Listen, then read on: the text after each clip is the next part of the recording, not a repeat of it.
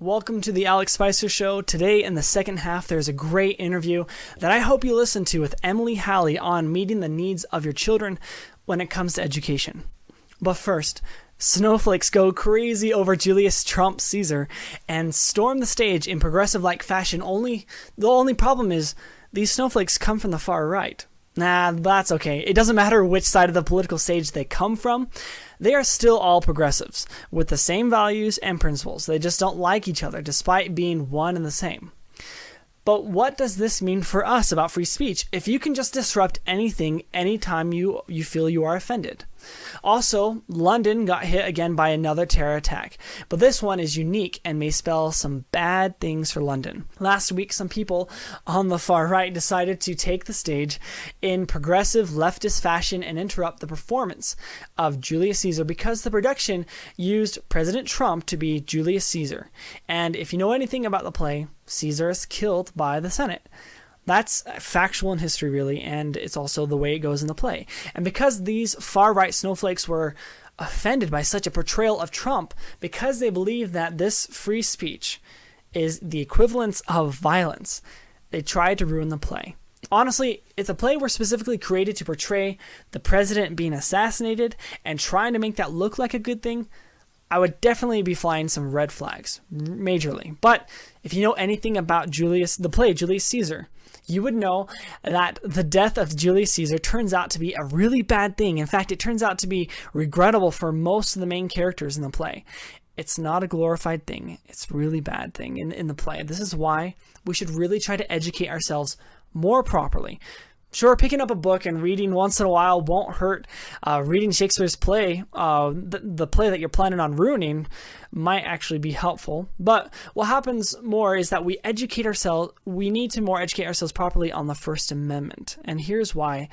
All this talk by progressives on the left and the right, that speech they find to be hateful is harming, or it's inciting violence or whatnot, that's just false. The reason why educating yourself on the First Amendment is so important is because you will understand that freedom of speech means some people may express things that are hateful, in your opinion, but that is okay. That's what helps us learn about true tolerance and cooperation with each other. But even understanding free speech more isn't quite enough. And the reason being, people are now at a point where being respectful and reasonable with each other over freedom of expression is ending. People are fighting for the power to shut one another down. There isn't reason anymore. There aren't mutual principles to live by anymore. And we are living more by the relative moral values of our feelings. The only way to stop this breaking down of civility and rights is to return to religious principle and better understand the freedom of religious expression. Now, why return to religious principle? Because principles of religion have been the foundation of Western civilization.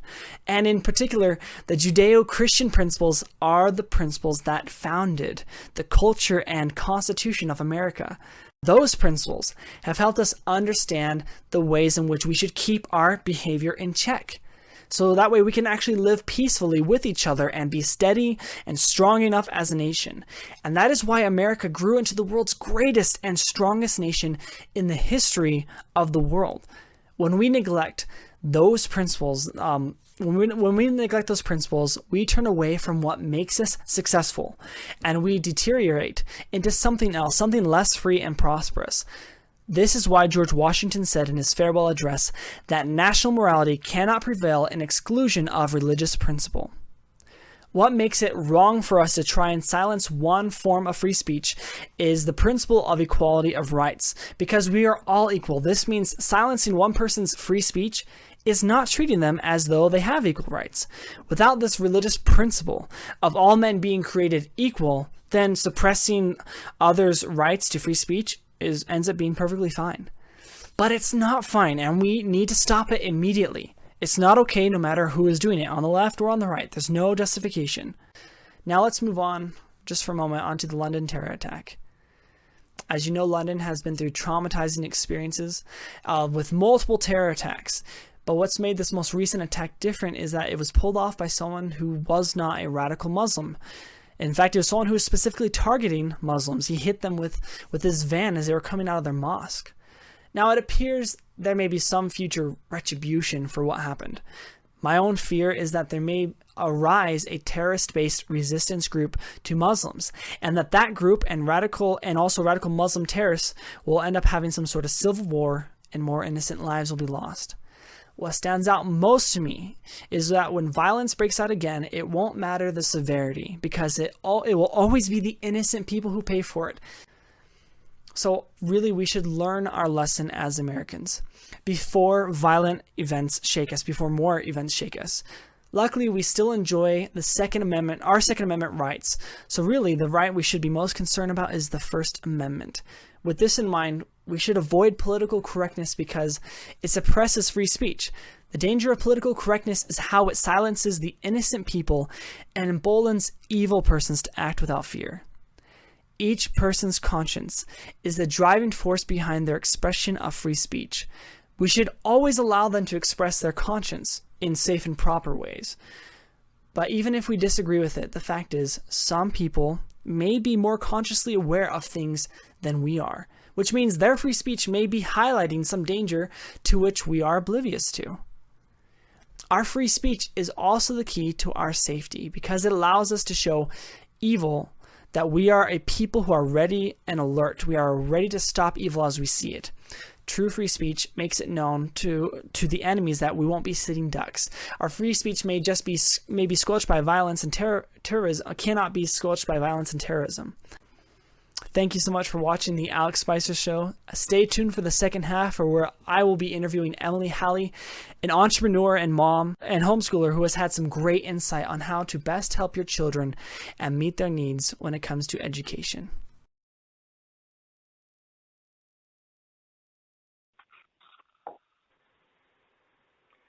So, this next segment, I have a special guest with me. Her name is Emily Halley. Now, Emily, she is a fantastic woman, wife, and she's also an entrepreneurial wife, where she and her husband actually they run a business together, and also she's very patriotic, very family oriented, and Emily has been a homeschooling mom. In fact, I actually knew Emily's husband before I ever met Emily, but it turns out that Emily and she, along with her kids, came to one of my speaking opportunities where I was speaking about leadership and helping your children. I believe I was talking about how to help your children achieve kind of better moral character. I just remember I used a lot of examples from founding fathers. But anyways, without further ado, Emily, are you on the line? I am, yes. Hey, how you doing? I'm good. How are you? I'm doing great. Thank you so much for taking the time to be on my show and allowing me to interview you. Could you just tell us a little bit about yourself, like who you are and where you're from? Yeah, sure.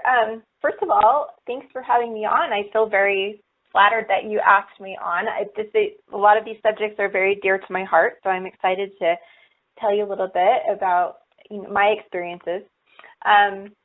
I grew up in the Bay Area in California, and my husband and I met up in college in Idaho, and then we ended up moving to Utah. We've spent most of our time here in Utah raising our family. So recently we've started a business. We run a branding company together because we've had some issues in the past with staying long-term at jobs. So we've decided to kind of take matters into our own things, financial-wise. But that's what we're doing now. We homeschooled for about 6 years and recently put our kids back in school so we could focus more on the business. But a lot of the homeschool ideas that we have come to hold dear still influenced our kids' education even when they're in public school. Well, awesome. So obviously you used to do homeschooling. What led you to do homeschooling in the first place? That's a good question. It was quite a journey. I didn't know anyone who homeschooled, or even when I was growing up. I didn't even really know it was a thing. until I moved to Utah. So back in California, I didn't know anyone at all that was homeschooled. So it was very new to me. School had always come very easily for me. I always got good grades. I think what happened to me was I based a lot of my self-esteem in doing well in school. And so I kind of had a little bit of an identity crisis when I became a mom, because I lost a lot of no one gave me an A+ anymore for making dinner or changing so many diapers. And so I kind of lost, where's my value now? So I did well in school. And so it never really occurred to me that any of my children would have a hard time at school. My oldest was doing okay, and then it came time to put my second oldest into kindergarten, and I went with her the first day. They had a little, parents could sit in the back while they did this orientation. And we were the last ones there. We were a little bit late, and I told her to go up front and sit at one of the desks. And this little girl was my social butterfly. She was fearless. She was the kind of girl that, her sister would pause at the top of a slide and, even when she was older, and call to me and say, catch me at the bottom. And Summer, when she was 18 months old, she would just run straight past her and dive down head first on her belly. I mean, nothing scared her. And so what shocked me was when I put her into this kindergarten classroom, she turned around in her chair and looked down at the floor and did everything that she could to not look at the teacher. And the teacher was doing everything that she could to try to get her to conform. She was thanking the children who were doing what she said, and thanking the ones who were sitting straight and had their hands folded on their desks. And I just watched her wilt, and I don't think she was aware that I was in the back of the room. And so it was really hard for me to, I was so excited for her to have this experience. And she just did not thrive there at all. Throughout the rest of the school year, she struggled with reading. She struggled with math. She really had no number sense at all. And so all of her homework time at home was just, both of us were frustrated and crying and didn't know what to do. I was worried that she was going to be labeled as ADD or with some kind of learning disability. And so what I did was I started to try to figure out what was going on. So I went to the library, and at the time we lived up in Cache Valley, and we had this really tiny little dinky library. And the only thing that I could find that remotely I felt would help was this homeschooling book. And it had a chapter in it about learning styles. And so this chapter on learning styles really caught my attention, and I thought maybe this is a learning style problem. And so I checked the book out, went home, skipped to the learning style chapter and read it, and I was like, wow, this is really interesting. And then I started to skim the rest of the book. And then I started just gobbling up the rest of the book. And the more I read, the more I thought, oh my goodness, this is the answer. This really is the answer. And it totally threw me because I had absolutely no idea what I was doing. I spent a lot of time trying to convince my husband and convince my family. A lot of time reading all the homeschool books, all the philosophies, all of the things that I could get my hands on. I fell in love with it. I think I loved the freedom of it, the fact that I could actually have control and influence over my children, who I believe were sent to me for a reason, and that I have a stewardship to help them accomplish their missions here. To do something great. And so I felt like the school system just wasn't right for my daughter at that time, and so we decided to kind of take things into our own hands, and then it was kind of history from there. So long story, sorry. No, that's a great story. I mean, honestly, that is what drove you to do that, and I think people overlook, especially parents, it can be so easy to just overlook the wilting, kind of like you were talking about with your daughter, the wilting that happens with our children, because we just, sometimes we rationalize it by saying, well, they're not used to school, so this is kind of a different place. Right. They'll be okay, right? I struggled with school, but I made it through. Rather than actually looking at the real needs of our child, right, and responding accordingly. Exactly. So, I'm curious. You talked about how when you were able to do homeschooling, you liked how you had better control over what you're doing. You're able to really be there to help your children more specifically. Why? I guess aside from seeing how your child wilted, are there other reasons that you would say that you appreciated homeschooling as opposed to doing public school? Because when I look at the public schooling sector, my kids aren't old enough to be in school yet, but when I look at public schooling, I kind of cringe. I cringe a lot because I'm thinking there's a lot of things they teach incorrectly. Now, math, I'm not worried about them teaching math incorrectly. Or I guess perhaps if Common Core teaches them in a really funny way, maybe. But I'm really more worried about the sort of moral and ethical lifestyle, thinking that they are taught there, the sort of kind of indoctrination towards things that are completely against my own moral values. Does that play a factor at all in your thinking? Yeah, absolutely. I think that is one of the huge things that I have come to see. I used to, having had a public education background, I trusted it in the beginning, but then the more I see the world kind of depart from, the government is putting more and more pressure on schools, and laws are being made so that morality and religious types of topics cannot be taught at school.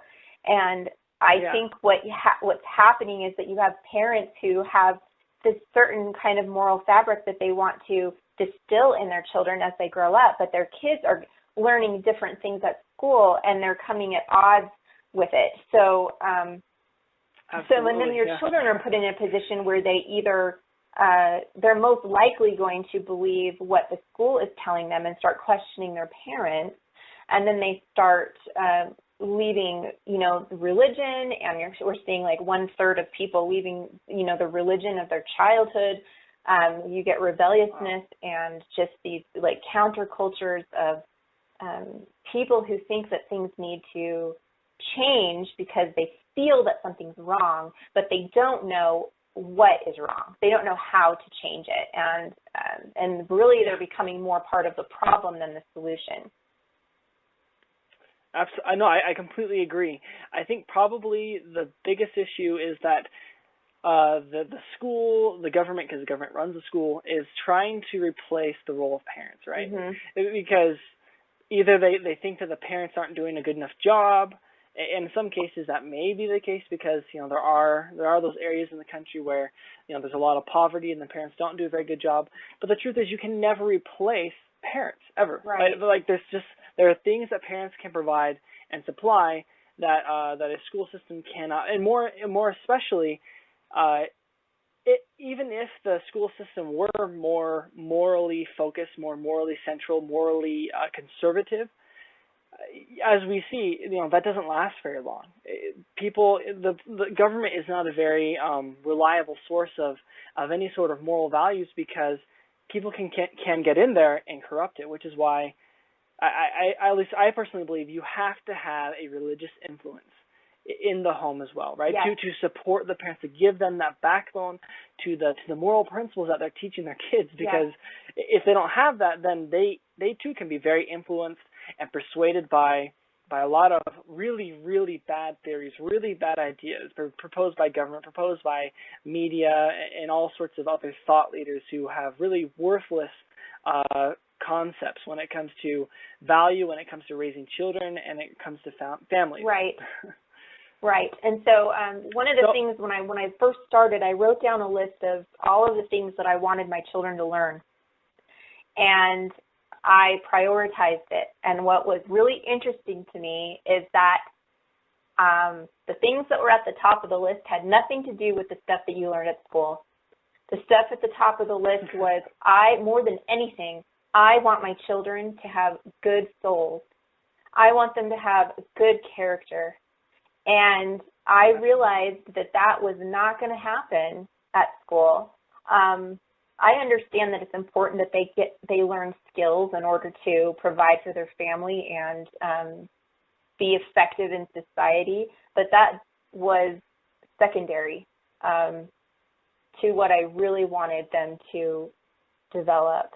And I think we have generations and, so many millions of students, good, solid potential in all of these kids that are graduating every year, but they just don't.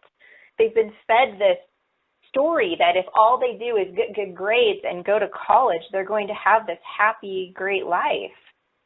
And I bought into that, and then it was a hard reality to meet reality dead on and not feel like I was, I'd spent all this time at school to prepare for life, and then I felt completely unprepared for life when I got there.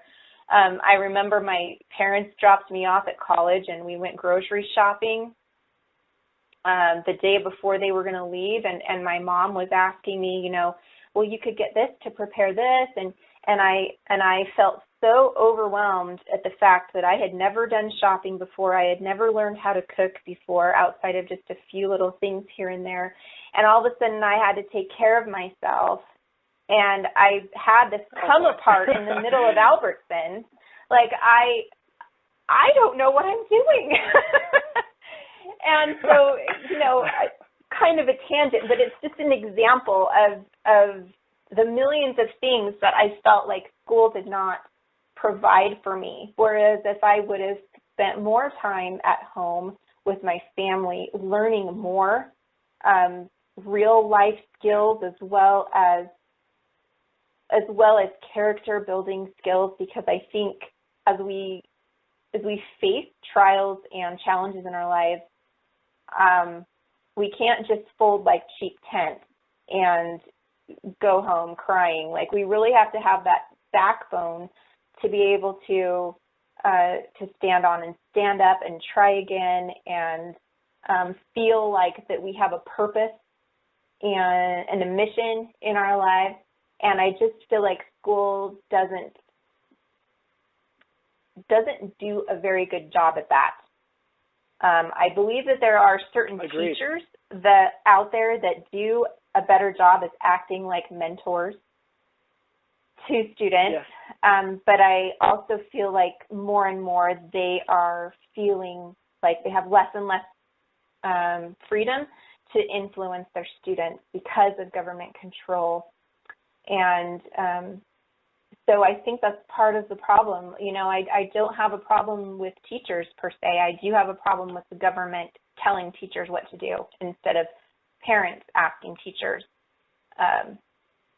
to support their children in local ways, and things that the community is concerned about. Certainly, that's exactly kind of the point of having, schools in your local area, right? To be able to even have parent-teacher conferences or anything else like that is to allow the teacher to know how to cater to your children. But it's becoming, would you agree that there's this false sense of individualism, Mm-hmm. right? Where we're saying, you are great as you are, right? Like, there's all this focus on the individual, but yet somehow the way it all runs together is that you're an individual, but actually you're just part of the group. Yes. Right? Your kind of your name and your attributes disappear. It has to be melded into this group, and now your group creates the identity rather than understanding that the child has right. an individual. Because there's really no way for the school. The school isn't built to be able to support the individual. And I understand there's restrictions. Like, there are challenges when it comes to, you've got 30 kids in a room. How can you individualize their education? But even when they get into high school and into the upper levels of education, where they really should start to be encouraged to find their interests and do more, I think part of us, like, subconsciously, we think that we don't really start our lives until we graduate from high school, and I think that's ridiculous. I think teens now are so frustrated because they feel so shallow. They have no, I was telling my daughter the other day, she's already started like a teen motivating type of business, and she's 16. she goes to school and she sits in the classroom and she's there, she's present, and she laughs at the teacher's jokes, and none of the other kids do, and they all kind of just sit there like vegetables. And she's like, do you even know why you're here, or are you just wasting your life to fulfill a requirement? I've really tried to teach my kids, like, school is not the end goal. The end goal is to receive an education. So make school serve you. Make school, or whatever class or whatever mentor or whatever apprenticeship you're doing, make it serve your purpose. Learn from it what you need to accomplish your mission. And I think we don't tell, the schools don't tell kids that. They tell them you're here to get good grades and to graduate. And I think they feel like that is very uninspiring. And I think that's where probably most of our problems come with our teenagers is they're ready to grow up, and we're not letting them. We're not allowing them to find who they are because they have to sit in the classroom for most of their life and then come home and do homework. Yes. And so, they're at school all day and they come home, they have all this homework. It's also, you find it really hard just to be able to have much of an influence on them as a parent, right? You become almost such a bystander in their own lives, right? You don't even have much of an influence, at least not the way you want to, right? Because they're so busy. Right, exactly. And then we encourage them, because they've got so little time, we encourage them in their spare time to go have fun. And so they become fun seekers so that they can have a break, and they don't really have anything in their lives that they feel is fulfilling. And they feel alienated, and they get suicidal. I think my kids tell me, like, at least once a week of a new friend who has told them that they are thinking about killing themselves. And I don't remember that being an issue when I was in school. Maybe I was oblivious to it, but I don't remember ever having a suicidal friend. And this is a real issue that my kids are dealing with, and it's a problem. And I think what parents are realizing, I think why the homeschooling movement is growing, is that parents are realizing that there is something wrong, and that they are remembering that they have a stewardship. Maybe, just maybe, these experts aren't the experts for their kids. And so that they're realizing that they need to take that control back, that should be their right to be able to decide in what ways and where their children are educated and what they're learning. Yes. I want to ask you, what do you feel are some of those things? Because, we've been talking about, the government being kind of a problem in schooling, and there's been several different principles and problems that we've mentioned. I'm curious to know, what are some of those things that you feel America has forgotten or deviated from that we need most? Well, I tell you, the thing that I latched onto was the concept that I read in The Well-Trained Mind by Susan Wise Bauer. And she talked about how history became the backbone of everything that she taught in her curriculum. And I thought that was really interesting because I don't really remember very much from the history that I learned in school. There are a couple things that I remember because I had teachers that taught a few things well, but I really didn't have a broad understanding of history, and I had never really been taught to apply the lessons and the patterns from history to our current day. And so I took her advice and I did the same thing. We structured our studies with history as the backbone. So we did history and then studied all of the other subjects in that historical lens. So we started with ancient history, and we learned ancient history, and then we did science that the ancients would have learned. So we started with things like astronomy, a little bit of biology, things like that, and then We also did literature, tried to do literature types of things from the time. We learned like cuneiform writing and studied hieroglyphs and, things like that. And then we moved through to medieval and read books that were based in that time period, and moved up to like chemistry and things like that, and then moved through history, and then moved updated, through the other subjects as well. And what was really neat about that was relearning history myself. And I realized that there are lessons there that our society is becoming too prideful to see. We think that because we have so much knowledge that we know more than the people that have gone before us, and we've stopped looking to the wisdom of the past and decided that we know better and that we should create something new. And what's happening is we're just repeating. We're moving towards socialism and Marxist ideas. And, when I sat down and actually read the Communist Manifesto, and I was like, dang, this is not good.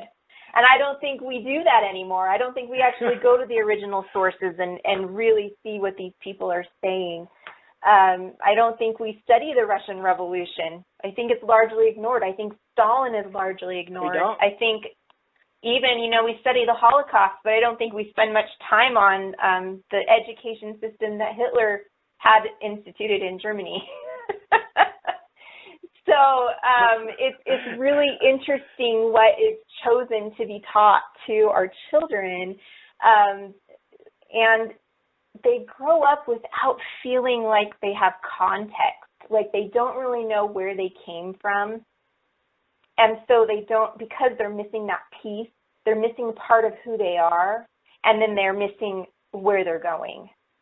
So we feel very isolated, and we don't know what to do. Like, I hear that a lot, like, what's to be done? What can I do?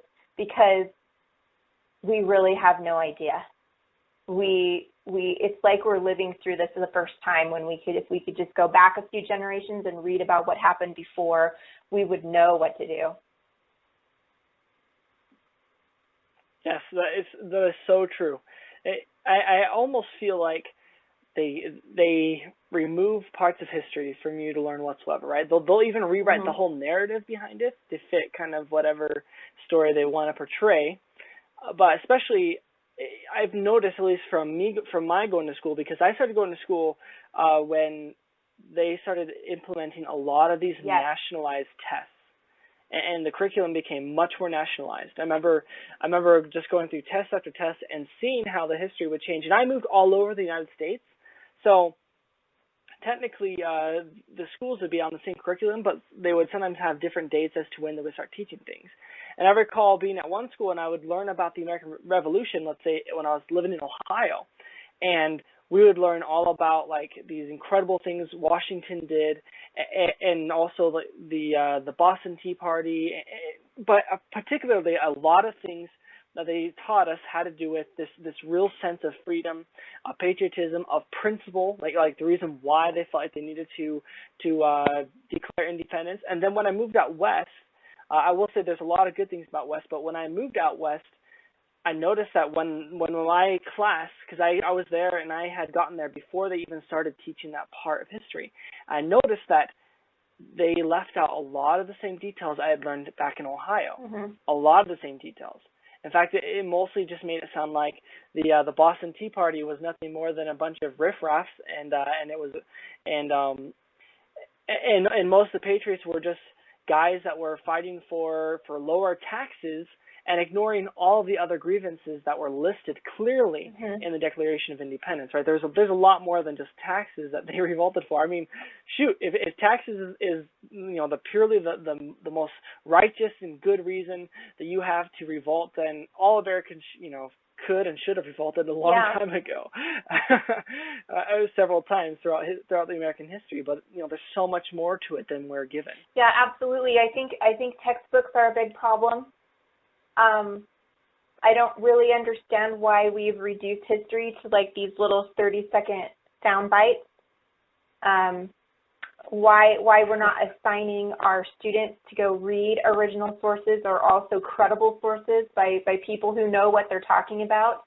Why aren't we studying, especially in high school? Why aren't we studying these and letting the students come to their own answers? And textbooks are so shallow and so manipulated towards an agenda.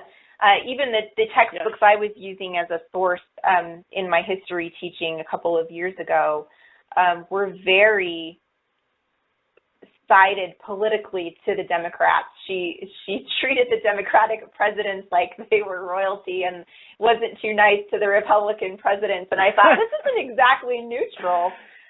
So I think we need to be really really careful, and the students need to learn to be careful. They need to learn how to question and how to go find the answers that they're questioning. And so we're doing them a disservice by just providing them with the information. And they think even now all they need to do is Google it and read an article and they feel like they're an expert, which is really sad.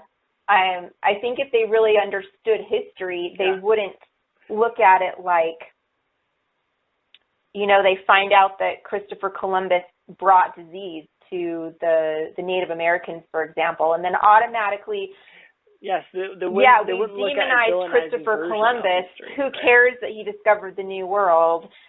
Look at how evil he is because he brought germs and enslaved people. Well, if we understood that was normal then, that slavery was kind of a part of how things were, and it's not that he was, if he understood things as we do now, he probably would have made different choices. But I think it's really interesting how we even do it to the founding fathers now. We find one or two things that we think, oh, that's wrong, so therefore that person is now discredited.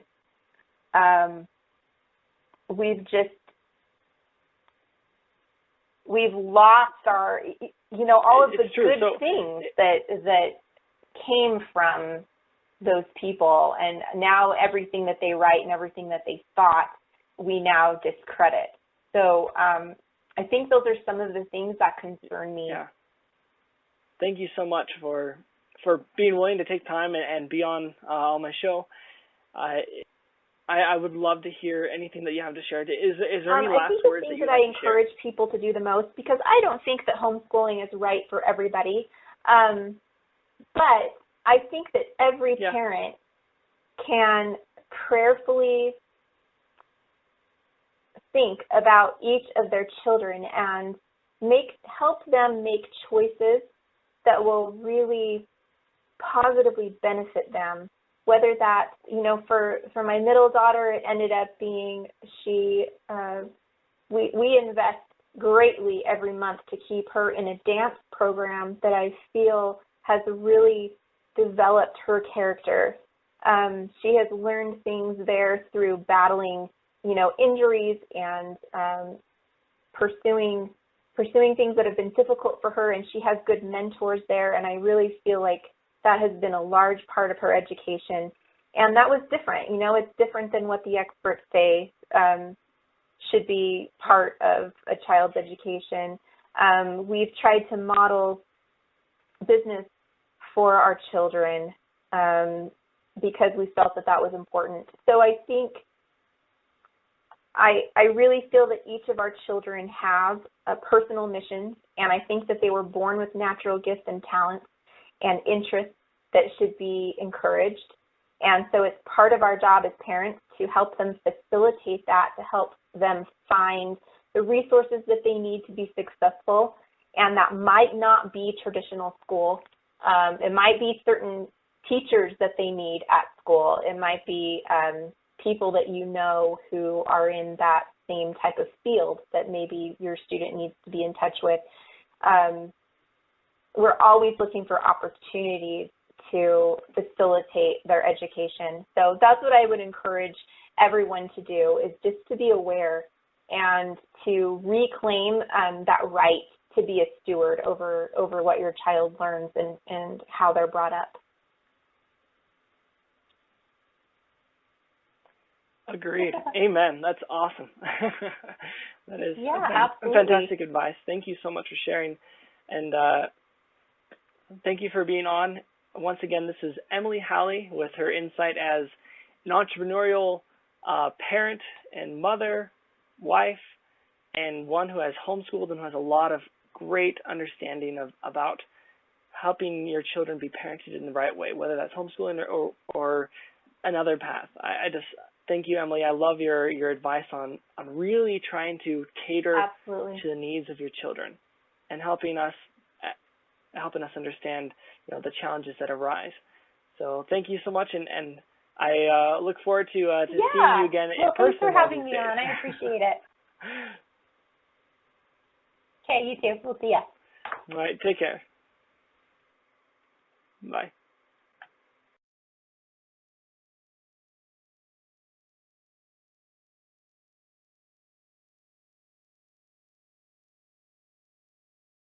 Welcome to the Alex Spicer Show. Today in the second